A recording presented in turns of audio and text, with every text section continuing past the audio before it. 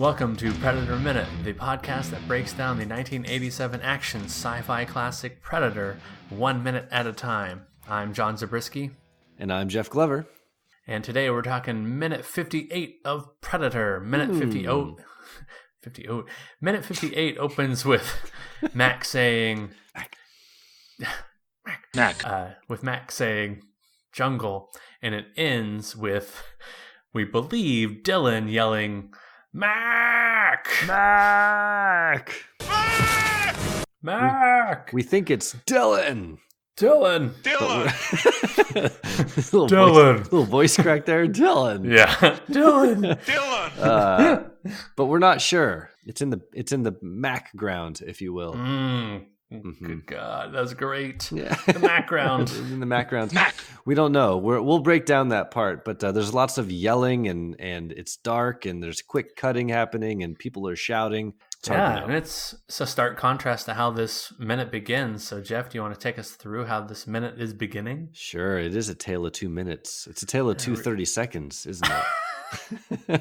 Yes. Yeah. Yes, it is. So for the first 30 seconds here, we have we carry over from last minute where we had a shot of Mac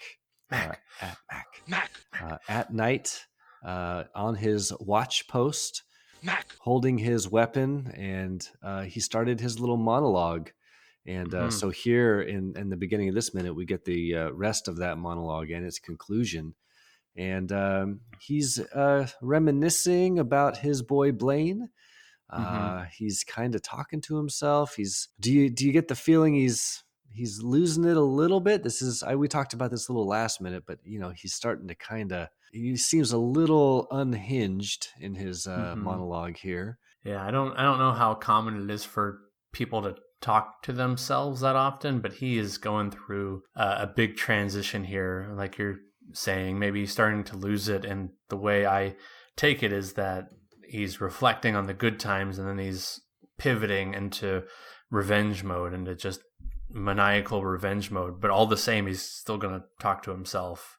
Yeah. I mean, he's grieving for sure, so you can't blame him too much. But he does kind of switch from a reminisce into kind of some mean-spirited. He's talking about how he's going to do some violent things to the guys that got him if he can catch him. I'm gonna cut your name into. Right? Yeah. Well, speaking of it, should you there's no conversation to dramatic line read here, but do you want to give a shot at dramatically line reading the Macalog? Macalog. Yeah, I'll be Mac and you can be Blaine. Okay. All right.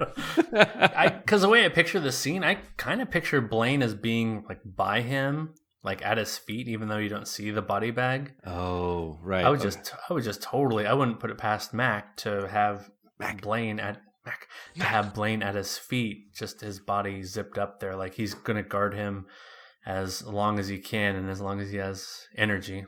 Perfect. I will play Blaine's dead corpse. Thanks. Integral to the scene. Thanks. It really helps out. I'm not just acting against air, but I'm also give the people the air. Give this people air.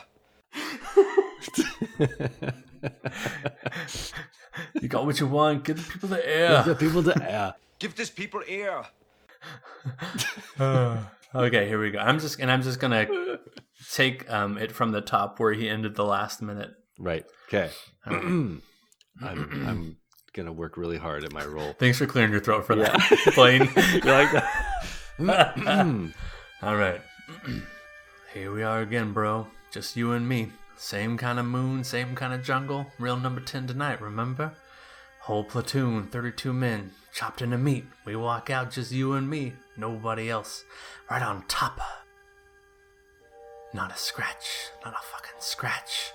You know who got you. You'll come back again, and when he does, I'm gonna cut your name right into him. I'm gonna cut your name into him. Ooh. Blaine? Blaine sits up. Yeah. Hell yeah, man. But yeah, he goes from like reminisce to kind of whispering in a kind of a mean way a little bit, and then he's really going for the dark, menacing, vengeful tone right at the very end, where he says, "I'm gonna cut your name into." Yeah, and even the reminisce is kind of dark, right? He's like, there was a whole platoon, 32 men, and we chopped them into meat. Like, that's pretty gnarly. When you walk out, just you and I me. think. Well, I thought it meant they're part of a platoon, that they were the two survivors of. Oh, okay, well, that makes sense. I was thinking that he was saying that the two of them like took down 32 men, but no, that makes sense. There was, It could be, though. We don't know. yeah. It's a real, I was gonna say, it was a real departure from the dialogue in this movie, where typically the dialogue is really short. It's a couple words, it's commands, a lot of it's unspoken, it's just more nonverbal. And then this is, I think, by far the longest monologue we have in the whole Macalogue. And it's appropriate because it's, the best actor probably in the movie, right. Bill Duke, giving it his all, giving it just his whole range. You could put this into his sizzle reel for when he's auditioning for different parts. Just send this in along with some other pieces from this movie. And I think it does a really good job of showing his range. Yeah, and the death of Blaine here seems to be given the most attention of all the deaths. I mean, we haven't talked about the rest of them yet, but like we kind of glossed right over Hawkins, but the death of Blaine seems to have impacted, well, Mac for sure, but Mac.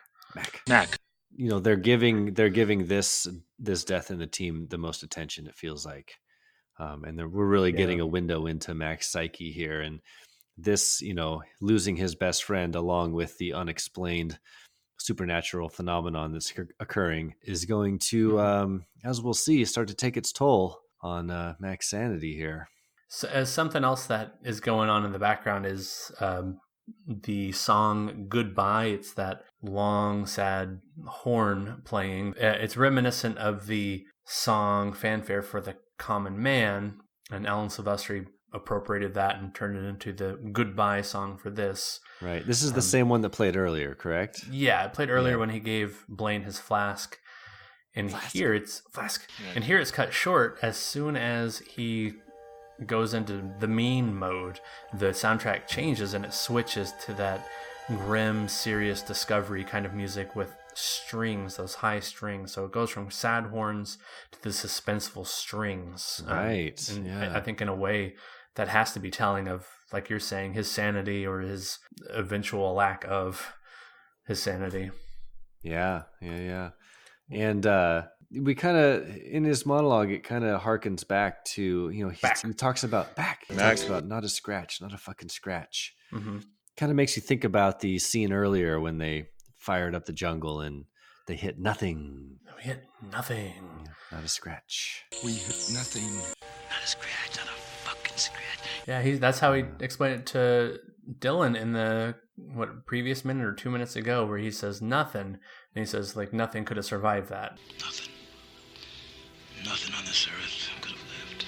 Like, there's a double meaning. Nothing right. was, no bullets contacted anything, but also nothing could have survived that. Here he's saying not a scratch, not a fucking scratch. You're thinking maybe he's talking about him and Blaine escaping all this damage against the firefight that took out the rest of the platoon, but also not a scratch could be referring to the Predator escaping all their gunfire. True. Well, yeah, my last serious question for that monologue is, he says, real number 10 tonight. What is a real number 10? That's what it says in the script. Yeah, I saw that too, and I don't know. Real number 10 tonight. He says, real number 10 tonight. Remember? Yeah.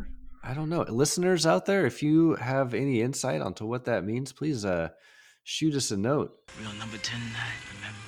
Hit us up on the listeners Palapa on the Facebook, because I do not know what that phrase means. I don't know if it's a military jargon or just some slang that I'm unfamiliar with. Yeah, my best guess is that they're just going to always leave that a mystery, as something between Blaine and Mac, some kind of experience.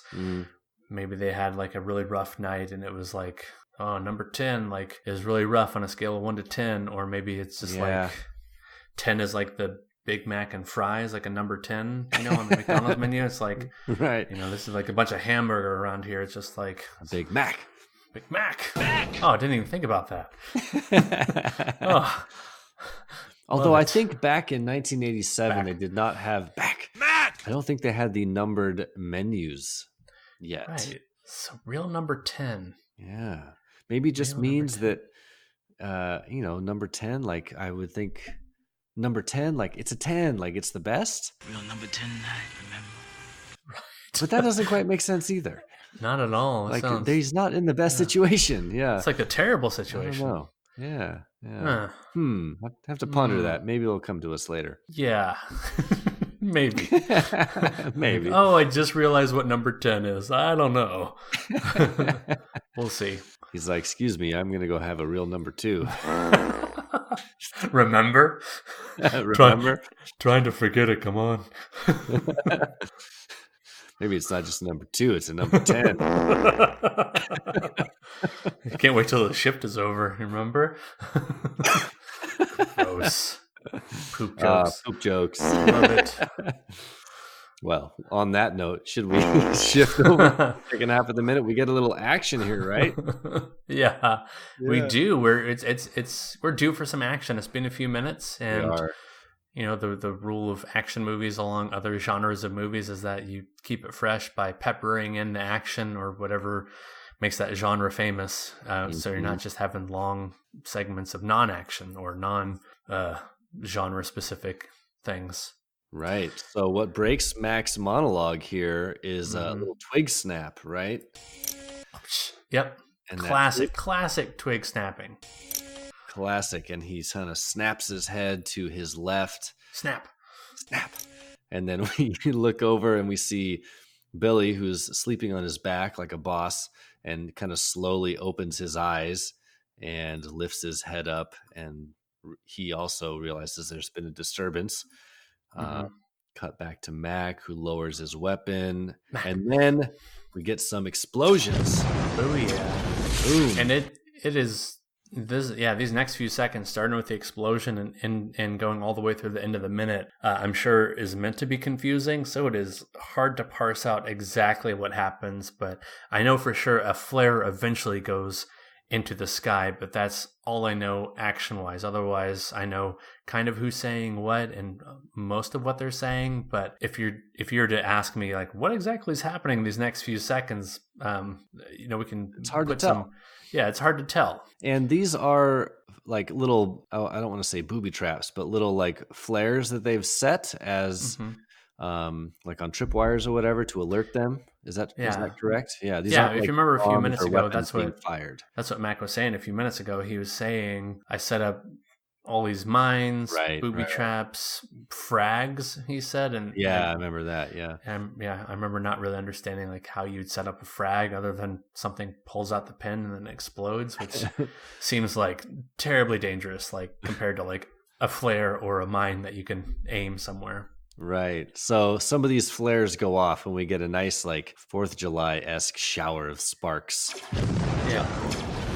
And then we just get a kind of a bunch of quick, chaotic shots, and it's very dark. People are yelling things. We've done our best to try to pull the dialogue out and figure out who's saying what, but it's all happening very fast, and it's all in kind of reaction to whatever thing has invaded their camp, and the rest of the team members are kind of shouting, looking for Mac, making sure he's okay, asking if he's okay. So what are some of the bits of dialogue that we can hear being shouted in the jungle? Well, Dutch right away, being the alert leader, has his sights set on Mac at all times, knowing that Mac has a slippery psyche at times, and he just immediately yells out "Mac!" like in this kind Mac! of like, like his voice is kind of that gravelly. Mac! Yeah. We think it's Panchito saying, "What the hell is it?" But it's at the exact same time as Mac, so it's a little bit harder to tell. But I think you see Panchito in that second too. What the hell is it? What the hell is it? Then something squeals in the background. Something tackles Mac. Some sort of thing fly through the air. Yeah. Oh, it's a wonderful, wonderful slam. I mean, it's reminiscent of the ROUSs, the rodents of unusual size on Princess Bride. That's what it reminds me of. It's just that body slam. Wesley, what about the ROUSs? Rodents of unusual size? I don't think they exist. Yeah, in the file swamp. I went to a kid's birthday party the other day, and nice. There was another, right? It was with my daughter, not by myself. Oh, okay.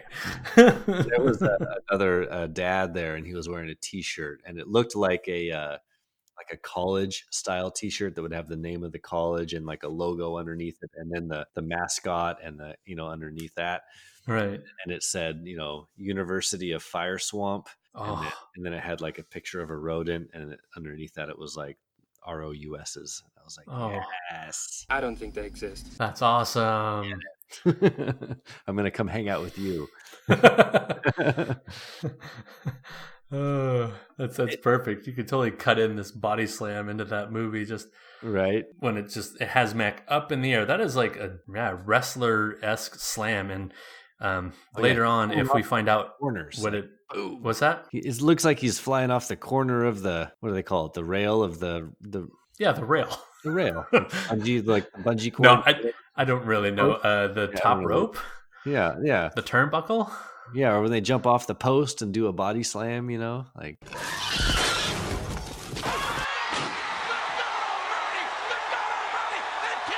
I don't really. I think the post is called a turnbuckle. Okay, there you go. The corner post, yeah. Yeah. Oh yeah, it's a great slam. It's like how you want to like just truly body slam someone sometime, just like up in the air. And that's hilarious to think about how they're going to pull off that stunt. I didn't research that yet. I'm going to research that for next minute to find out what's going on with this creature. Maybe the predator he's wrestling here. I don't think it is, because we know the rest of the movie. So I'm going to guess this is not him. That this is some kind of like red herring or something. The reason you're clicking in the background is purely so I can see the body slam. It is great. It is great. It is so wonderful. I mean, the rear legs of whatever this is kind of flop around in the air as it's throwing Mac backwards. Clearly, someone's behind that log just tossing it over, like, woo! Here it comes. I mean, how do you think they pulled it off? I mean, like I said, I'll research the stunt for this, but like, do you think someone like grabbed this thing and like just flew backwards holding it? Because it is quite the spectacular stunt. Yeah, because it happens in two shots, right? Like the first shot is the thing being thrown over the log, and then it comes down and it's a quick cut to it hitting Mac or whoever the stunt double is. And yeah, I think they probably just took a shot of them like bear hugging it and throwing themselves backwards. Which is pretty great. It is so great. I mean, everybody has air in that shot, whether it's the creature or a stunt person inside the creature costume and whoever's playing Mac. I'd love to know if that's Bill Duke actually being thrown backwards. That would be hilarious. Right? Macwards? Macwards? Oh, there's a new one. Yeah. Just cone de phrase. Cone of phrase. Love it. But after that happens, I think we have Billy saying, I'm sure we have Billy saying, this way. So if that is indeed Billy, and I think it is, then I was wrong about his last line of the movie being, we're all going to die. Oh, right. We're all going to die. Yeah. Well, this one's a tough one to like know that it's him. So right. Pass on that. Yeah. Yeah. And it's nothing iconic about their lines here. It's just a mess of noise and dialogue. I think it's Panchito who says, where the hell are you? The hell are you? Yeah, we were debating that one. I think you're right. I think that's Panchito. Because Billy and Dutch have really, really clearly delineated voices. You can tell right away who's saying those, if it's Billy or Dutch. But Panchito and Dylan, I think, have a little bit more like the Mid-Atlantic kind of voices. Yeah, it's easier to get those two mixed up. Yeah, and Dutch, Arnold is. Yeah. Come on, Cohagen, you got what you want. Give these people air. Yeah, he gives another Mac. Mac, where are you? Yeah, we get a new Mac drop. Mac. Yeah. Mac, where are you? And we end on a new Mac drop, and we think that's Dylan going, Mac. Mac! Yeah, I think that it sounds like him. It's never revealed, but it is a nice long Mac. Mac! Mac. Mac! And then end scene. Yeah, end scene. Mac, we end with a Mac. Mac! Yeah. Mac. Pretty great. But when you see the flare go off, Yeah. Is this all one flare, do you think, where he's leaning over, something explodes, and then something launches in the air? I think you could take it as one flare launching up, or you could take it as the Predator's laser like coming in and hitting the scene. And just throwing everybody into chaos. Because they do like that little like double cut thing, don't they? Oh, they show the flare explode. You get the shower of sparks, and the camera starts to move up, but then the camera cuts back down again so that we can see either the same explosion again or a second explosion. But we never really know, because after that second explosion, the camera just follows the flare up into the sky. Yeah, on that note of showing the same thing apparently twice, it's hard to know if that's supposed to be the same flare or if that's like the laser from the Predator setting everything off. Or is it just the whatever the thing is that's being thrown over the log? Is that just what set it off? Oh, good point. Yeah, that Maybe could be the it. Predator is not even in this scene, really. Yeah, it's just, yeah. If not, if the Predator's not in this scene and this creature is something else, it'd be some amazing planning by the Predator, by their enemy, doing all this, like sending a wild animal loose in the camp. That would have been quite the extra seed to see, just a different movie of him herding these animals. Like, God damn it. Like, I lost the goose again. Let me. What else would like set everything off? Maybe that. Maybe a cobra, some kind of snake. Call me Snake. Yeah. You know, after watching it a couple times in a row, I'm inclined to think that this is two different flares that have gone off in two different locations. Okay. And they just focus on the second one and let us see it go into the sky. But who knows for sure? Who knows? Yeah. Who knows? So did you find any, I'm curious, did you find any script differences with, we have a monologue here and then this little action sequence? Yes, I did. Not too much of a difference. In the script, the dialogue from Mac is essentially the same, talking about how he and Blaine survived so many close calls together, and that he can't believe that he couldn't hit their attacker. He's really mad. He's going to take his revenge against the attacker, but he also drops in a slur against Mexicans, which I didn't really understand in the context of either the script or the movie, because at this point in the script and in the movie, Mac has seen these eyes. He's seen that the attacker is somehow camouflage or somehow, I don't know how to explain it. Just like it's an extraordinarily circumstantial attacker. It's not just your ordinary guerrillas attacking. I think Mac in the script and in the movie is smart enough to recognize that. So it's weird that he uses the slur, because then it's throwing him back with the others with the skeptical siders like Dylan, for instance, who's not believing there's anything extraordinary about their attackers, which, it just kind of goes against the character they set up so far. Yeah, so it makes sense that was removed.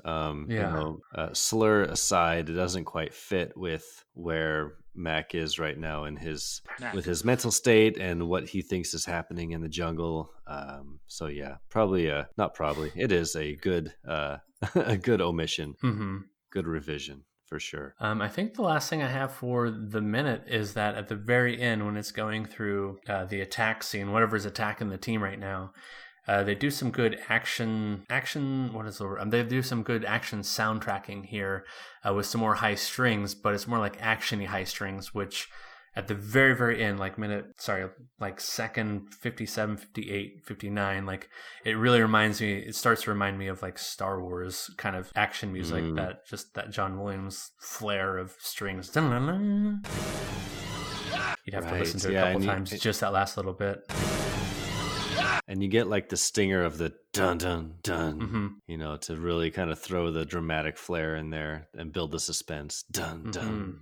It is very Star Wars-ish. Same kind of low horns, that dun dun. They use that all throughout the movie, whether it's the team's theme, the dun dun dun dun dun, or it's them running through the jungle after Hawkins was killed. It's that dun dun dun dun dun dun dun dun. Right. Or in this case, this unseen attacker. Again, there's that motif of claustrophobia. Even though they're owing to the fact that they're in the jungle and it's at night, you're going to keep your camp relatively close, and it's in the dark, which makes things even more claustrophobic because you can't see in the dark. So yeah, just really amping up. Keep in mind, this is the first watch, so whatever's happening is happening early on in the night. Mac was given first watch by Dutch, and I think in this small of a team, I think that would be like 8 to 11 or something like that. Yeah. So it's fairly early in the night. It doesn't, right? It's not like midnight. It's not 1 a.m. So whatever's attacking them just really couldn't wait till late at night. It was just ready for. It was ready action. As soon as it gets a little bit dark. Yeah. I kind of wish Moonbeam or Little Smokey would make a reappearance here and just kind of walk in from the side of the frame. What the hell are we doing here? Trusted your old mother, boy. Traveling the four-wheel drive and hold on to your hat. Juan Valdez. Red Baron. Little Smokey. Wouldn't it be great if Little Smokey was just like, see him in the background Smokey. smoking up a doobie? He'd be busting out there so quick, like, I don't want any piece of this. Yeah. Moonbeam just walking through the background, like not realizing all the chaos is going on around him. What the hell? You guys aren't my gorillas. Oh my god. Wait, I'm strayed away from our camp. What happened? Well, I think we've done it. We covered the minute. Do you have anything else to add here on the Macalog or the abbreviated action sequence that we got? I don't think so. Other than next minute, I think we're finally going to be able to add back to our kill count. Oh. Yeah, we've been kind of treading water at 94, for a while, with Blaine being our last fallen individual in this movie. Ooh, that's exciting. I'm excited. Yes. So hopefully we chalk one up for the good guys and not for the bad guys. I mean, how do I phrase that? Hopefully we add to the list of dead bad guys. Dead bad next guys, minute. yeah. Dead bad guys. Maybe Mac's going to cut his name into some bad guy here in a minute. Gruesome. Chest. Oh. Ooh, I don't want to think about that. But I have to, because it's, it's that time of the year. Hey, speaking of which, do you want to talk recommends? Oh, it is time for recommends. Yeah. Sweetness. So, what do you have on the old recommenda Balalis? Jeff. I am going to kind of re-recommend something, sort of. So it is. Well, I'm going to re-recommend a website/podcast that I love, and yes, I know that you're a fan of as well, because the time is right.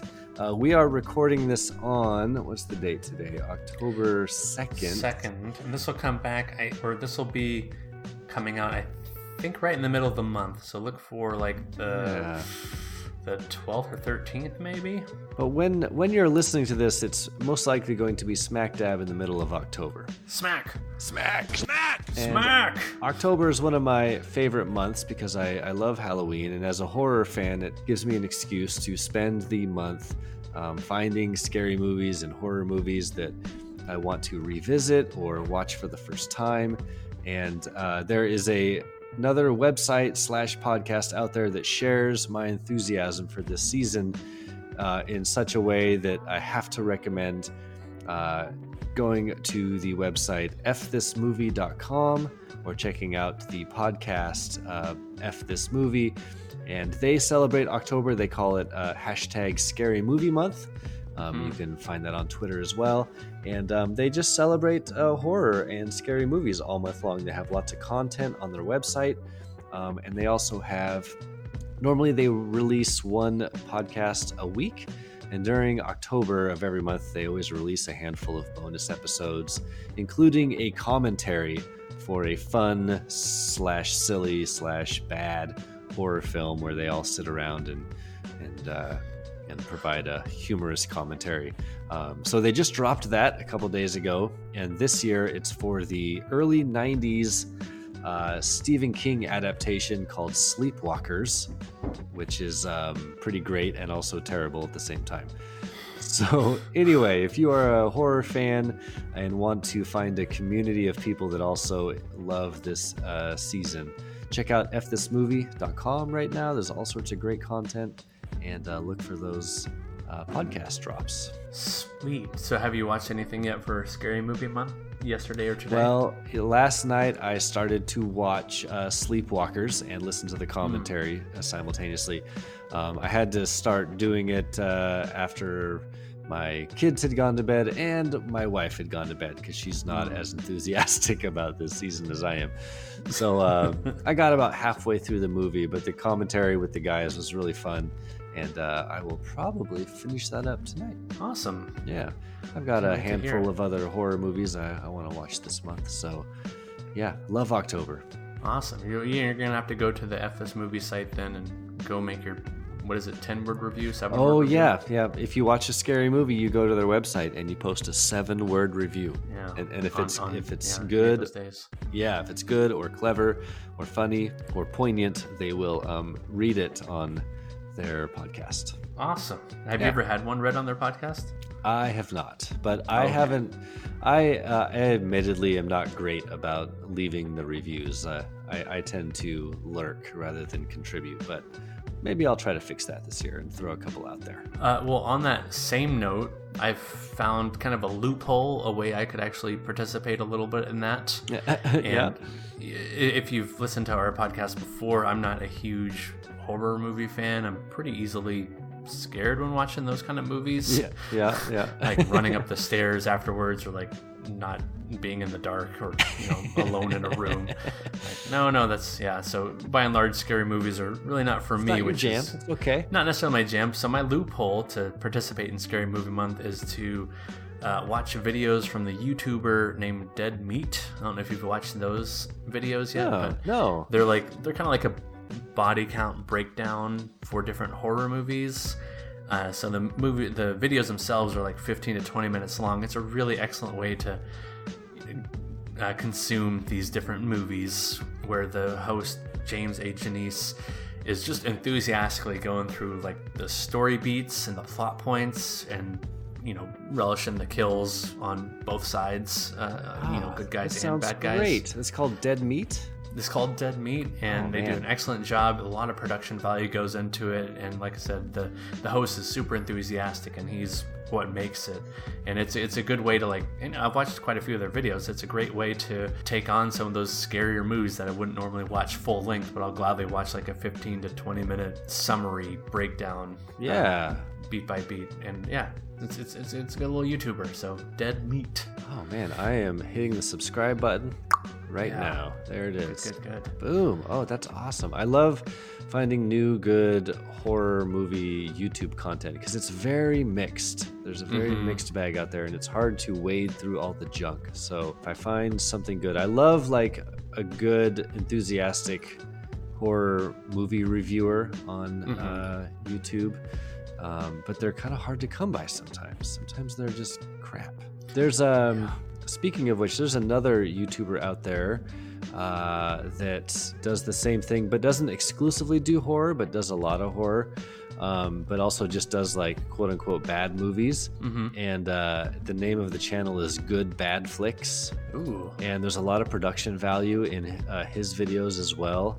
And he'll also do like fun kind of bad action movies, and he does different styles. So he'll do like breakdowns of sort of the production history of movies. He'll also do he'll sort of do like what you're saying, like a 15 to 20 minute like beat by beat review of the movie, but if the movie's really bad, it's done in a humorous way, and they're really good. There's a ton of content on his channel, so that's another one you might enjoy. Oh, and by the way, Dead Meat's first series of videos were on the Friday the 13th series. Yeah. I can never get enough. Love it. Yeah, so if you go to if you look at the Good Bad Flicks like main channel, you'll see it's broken into categories. So there's like the Exploring series, which is where that's more of like a production history episode. And then the one that are just Good Bad Flicks, those are more like, here's a crazy, like shitty movie, and let's kind of go through the beats and have a good time and laugh at it a little bit. And those are really fun too. So, yeah, it's a fun channel. There's lots of good stuff on there, and it's been around for a while, so there's a ton of videos. Okay. Yeah. I always think of the little theme song drop. It goes, good, bad flicks. All right, well, I'm going to have to check out those, and you can check out the Dead Meat For sure. video. I'm into it. Subscribed. Likewise, subscribed, follow Wednesday. Yeah. Right. Well, speaking of internet and social media, where What? can we find you, John? Oh, Host sure. of You can. Predator Minute. Yeah, you can find me holding the strings, puppet master like, of the Predator Minute podcast in Twitterland at Predator Minute, or on the email predatorminute@gmail.com. And you can also contribute to any discussion of your choice. Start a new discussion if you like. Share your own Scary Movie Month talks and recommendations. And Yeah, someone tell me what scary movie to watch this month. I need some ideas. yeah, Jeff is always looking for that fresh meat, if you will. And that's on Facebook at the Predator Minute Listeners Palapa. Target the center of the Listeners Palapa. Target the center of the palapa. Target's the center of the palapa! And Jeff, where can people find you? Oh, I'm Jeff Glover. I'm on the Twitter, capital K Carl _ capital H Hungus 314. My name is Carl Ishbin Expert. Come check me out there. Seahawks are 3-1, and we play the Rams, who just lost tomorrow night. Well, this is recording. This is tomorrow night, Thursday night, which is going to be a big divisional game. It's at home in Seattle. Very excited. I'm sure I'll be live tweeting during that game. Hopefully good things, not bad. Oh man, okay. Yeah. Hopefully good things. Hopefully good things, not angry. Didn't they lose to the Saints or the Eagles? They lost to the Saints. I know. I was listening back to one of our old episodes, and I was like all excited for that game. How do you lose to the Saints? Oh my God! No Drew Brees. We were No at Drew home. Brees. Like that was such Yeah. a well. I talked about this minute, but that was Yeah. a super weird game. Like the Saints scored a bunch of defensive and special teams points. It was weird. Yeah. Yeah, but the Seahawks did not play well. We fumbled like 3 times. It was dumb. Whole thing was dumb. Cool. Yeah, but we played very well last weekend against a really shitty Cardinals team. So, Oh hopefully yeah. yeah. Yeah, I saw Hopefully that we'll keep going. score. I think that's it for Predator Minute 58. We did it. We did it. We're going to carve our name into this podcast. So for Predator Minute, It's from over a log. yeah, a nice like flying Dutchman over the log. Booyah. So for Predator Minute, I've been John Zabriskie. And I'm Jeff Glover. And until next time, Stick around. Stick around. cut your name into him. Gonna cut your name into. Mark! Where are you? Where are you? Hell are you? Where are you? Mark! Here we are again, bro. Just you and me. Same kind of moon, same kind of jungle. Real number 10 night, remember? Whole platoon, 32 men chopped into meat. We walk out, just you and me, nobody else. Right on top of. Not a scratch, not a fucking scratch. You know whoever got you.